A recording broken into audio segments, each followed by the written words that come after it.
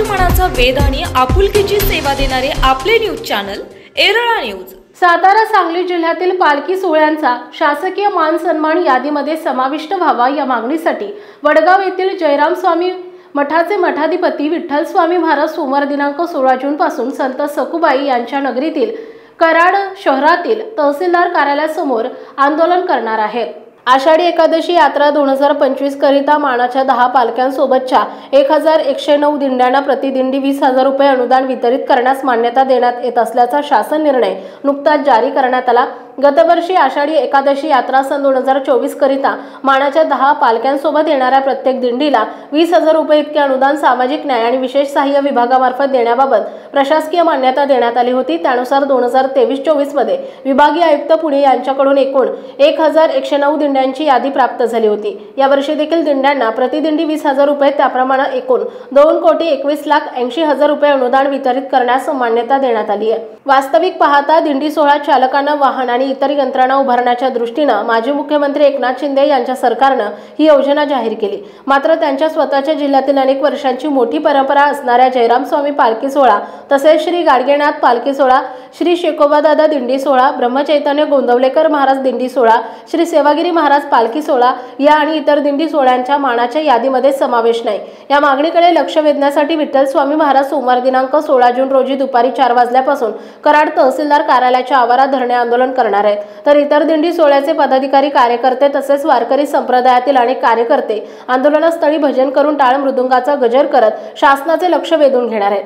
शासनाने पहिल्यांदा अनुदान यादी जाहीर केली। त्यामध्ये संत ज्ञानेश्वर सोहळा आळंदी, संत तुकाराम महाराज पालखी सोहळा देहू, सोपानकाका सोहळा सासवड, संत निवृत्तीनाथ महाराज सोहळा त्र्यंबकेश्वर, संत मुक्ताबाई पालखी सोहळा मुक्ताईनगर जळगाव, संत एकनाथ महाराज पालखी सोहळा पैठण, संत नामदेव महाराज सोहळा पंढरपूर या सोहळ्याबरोबर चालणाऱ्या दिंड्यांचा समावेश होता। त्यानंतर नगरचे खासदार निलेश लंके यांच्या पुढाकारातून संत निळोबाराय पालखी सोहळा, उपमुख्यमंत्री अजितदादा पवार यांच्या पुढाकाराने सासवड येथील चांगोटेश्वर पालखी सोहळा, माजी मंत्री यशोमती ठाकूर यांच्या पुढाकाराने कोडणेपूर अमरावती येथील रुक्मिणी माता पालखी सोहळ्याबरोबर चालणाऱ्या दिंड्यांचा समावेश अनुदान यादीत करण्यात आला।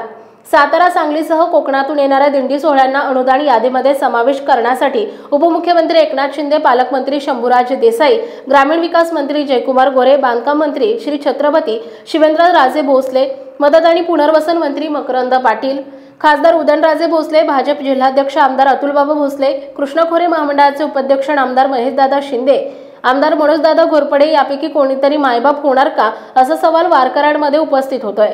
सातारा सांगली जिल्ह्यातील दिंडी चालकांना शासकीय मान सन्मान मिळावा या मागणीसह सातारा पंढरपूर रस्त्यावरील म्हसवड धुळेदेव तसेच मायनी पंढरपूर रस्त्यावरील दिघंची महोद नजीक वन खात्याने रखडवलेले काम वारीपूर्वी गतीने पूर्ण करण्याची मागणीही आंदोलनस्थळी विठ्ठल स्वामी महाराजांनी आंदोलनकर्ते करणार आहेत। महाराष्ट्र ही साधू संतांची भूमी आहे। या भूमीमध्ये पंढरपूरच्या आषाढी वारीला शेकडो वर्षांची परंपरा आहे।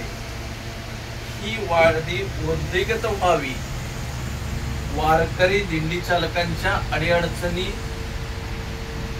सोडवण्यासाठी आर्थिक मदत व्हावी या भावनेतून 2024 सालापासून तत्कालीन शिवसेनेचे मुख्यमंत्री आणि सातारा जिल्ह्यातील आदरणीय सुपुत्र एकनाथजी शिंदे साहेब यांनी अनेक दिंडी सोहळ्यांना 20,000 रुपये अनुदान देण्याची परंपरा सुरू केलेली आहे। या परंपरेमध्ये संत ज्ञानेश्वर, संत तुकाराम, संत एकनाथ महाराज, संत सोपानकाका, मुक्ताई यासह प्रमुख 7 पालखी सोहळ्याबरोबर चालणाऱ्या दिंडी मालकांना, चालकांना हे अनुदान पॅकेज देण्यात येत आहे।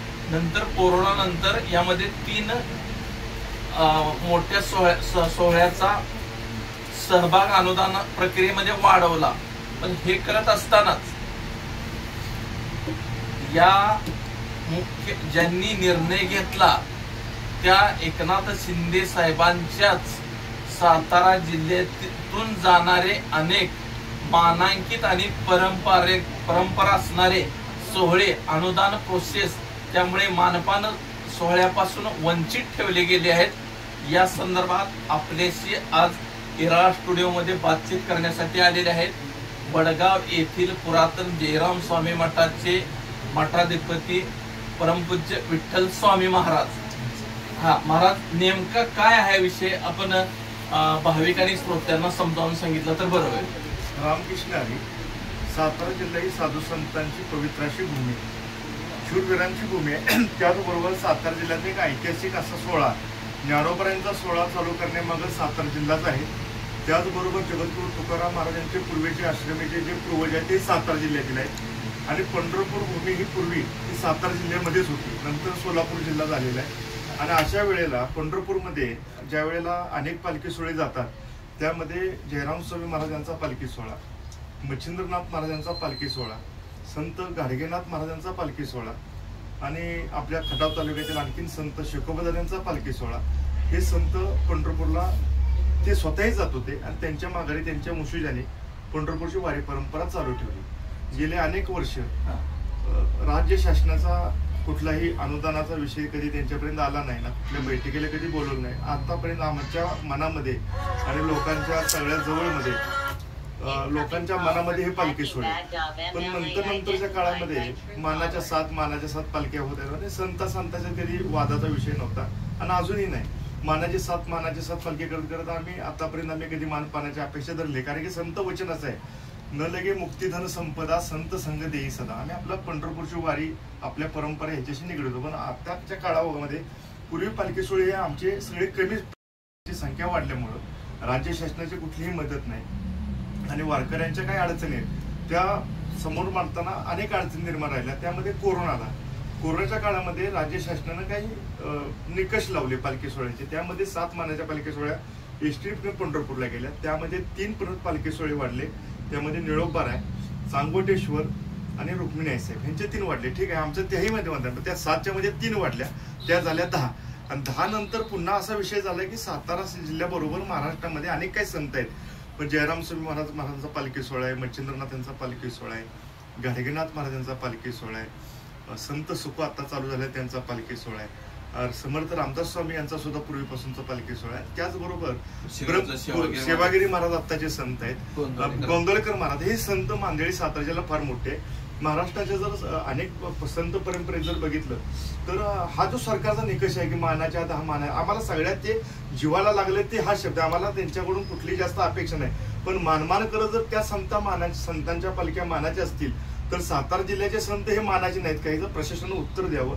आणि जर तुम्हाला तुम्ही माननीय मुख्यमंत्री गेल्या टायमाला म्हणले की साधू संतांच्या आशीर्वादावर आमचं सरकार बसलं, म्हणजे तुम्ही साधू संतांना एका दृष्टिकोनातून मान सन्मान तिथं निवडणूक झाल्या देत आहे, मग हे सरकार आमच्या अन्याय का करतं? नक्की अडचण आहे, आता वाटचाल आम्हाला दुसरी काही अडचण नाही, आम्हाला जे लोक वाटचालीमध्ये मुक्कामामध्ये अनेक ग्रामपंचायत त्यांना कुठलं अनुदान नाही। आज पिढ्यानपिढ्या विगतवाडी, शेनवडी, मासुर्णे, दिगंजी, महोद, गादेगाव, पंढरपूर, खाली पाटण आणि कोकण पट्ट्यातून हजारो लाखो पंढरपूरला येतात। त्या पद्धतीनं वडूज आहे, पुसेगाव आहे, सातारा आहे, दहिवडी आहे, गोंदावले आहे, पिलीव आहे, मसवड आहे आणि ह्या परिसरात कुठल्याही ग्रामपंचायतीला सरकार अनुदान देत नाही किंवा म्हणजे सगळ्या बाबतीत सगळ्याच रस्त्याचं काही काम खराब आहे, कुठं ॲम्ब्युलन्स नाही ना, वारकऱ्यांसाठी कुठं सुख सुविधा नाही। म्हणजे याचा अर्थ ज्ञानोबा आहे तर तुकोबरायांचा पंढरपूरला पालखी सोहळा जातो, पण पंढरपूरला बाकीचे पालखी सोहळे जात नाहीत। त्याचा अर्थ सरकारच्या दृष्टिकोनातून असा आहे की ह्याच फक्त सोहळ्याला लक्ष देत आहे, दुसरं सरकारकडे लक्ष, म्हणजे एका आईला चांगलं लाडू, गुलाबजाम, बासुंदी हे सगळं द्यायचं आहे, आम्हाला दुसरी काही अपेक्षा नाही। पण आमच्या ज्या दृष्टिकोनातून सातारा जिल्ह्यातील ज्या संत आहेत त्यांच्यावर तुम्ही अपमानगित करू नका, सापत्नपणाची भावना वागणूक दिली जाते, नाही तर अन्यथा जर असं व्हायला लागलं तर इथून पुढे कुठल्याही राजकीय पक्षाला वैयक्तिक आमच्या सर्वच पालखी सोहळ्यातील वारकरी, सातारा जिल्ह्यातील सर्व चांगले भाविक मतदानावर बहिष्कार करून आम्ही भविष्यामध्ये आम्ही कुठल्याही सरकारच्या पाठिंबा आम्ही राहणार नाही। आमच्यावर जर अन्याय होत असेल, आमच्या अन्याय नाही, सातारा जिल्ह्यातील शूरवीरांच्या अन्याय आहे, साधू संतांच्या अन्याय आहे, शासनानंच राज्यपत्रक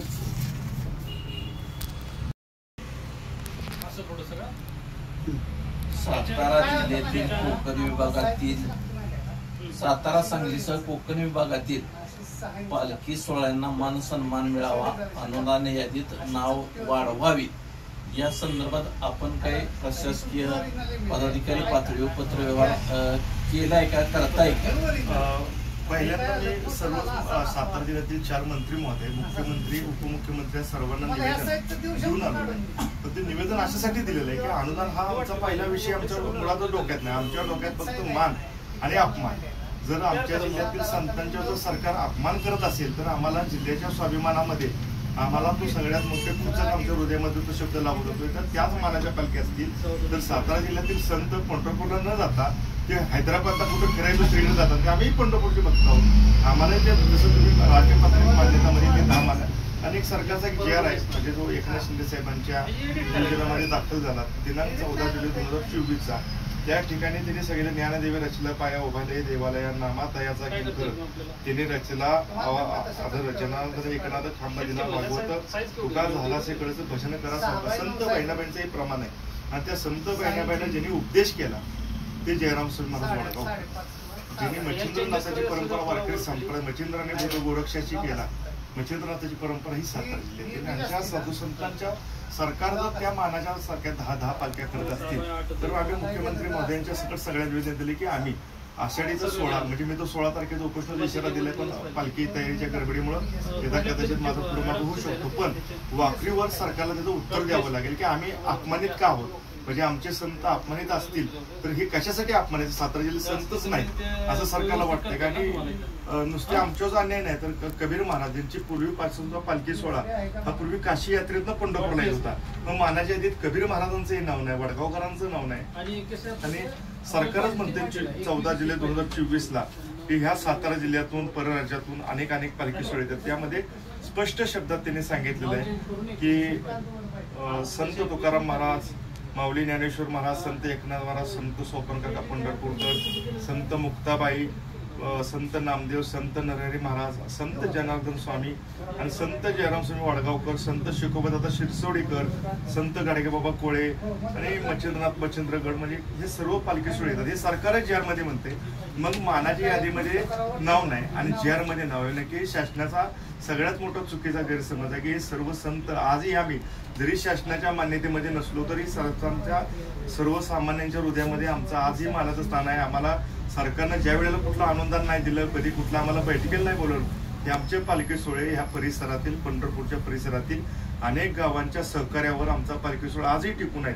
आम्हाला आजही त्याचं आम्हाला काही वाटत नाही. फक्त वाईट एक वाटतं की संतांच्या मानाच्या यादीमध्ये सातारा जिल्ह्यातील एकाही संतांचं सांगली जिल्ह्यातील एकाही संतांचं आत्ताच्या काळामध्ये गोंदावलेकर महाराज सेवागिरी महाराज वडगावकर महाराज हे पूर्वीपासूनचे संत आहेत आणि ह्या संतांचा जर कुठे उल्लेख नसेल तर मला वाटतं ही सातारा जिल्ह्याच्या दृष्टिकोनातून वारकऱ्यांच्या दृष्टिकोनातून सगळ्यात मोठी शोकांतिकाची बाब आणि मुळात हे संत क्षेत्र संत विद्यापीठ संतांचं क्षेत्र ही जी दुरुस्ती नाही ना कुठल्या अडचणी आहेत आम्ही कुणाला नक्की म्हणतो. जर शासन आम्हाला जर ह्या गोष्टी काय सांगत नसतील तर ह्या गोष्टीचा आम्हाला फार मोठा त्रास होतोय असं आमचं मत आहे.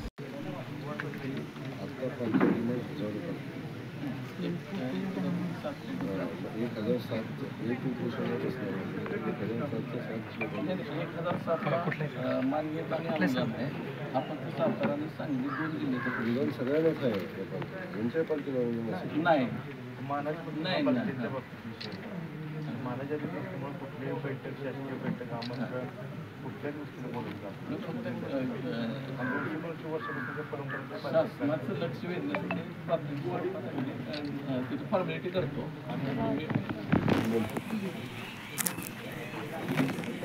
एरळा न्यूजसाठी प्रतिनिधी गणेश घारगे वडूज आणि कराड. आपल्या भागातील महत्त्वाच्या बातम्या पाहण्यासाठी आजच आमच्या एरळा न्यूज चॅनलला यूट्यूबवर सबस्क्राईब करा आणि बेल आयकॉन प्रेस करा.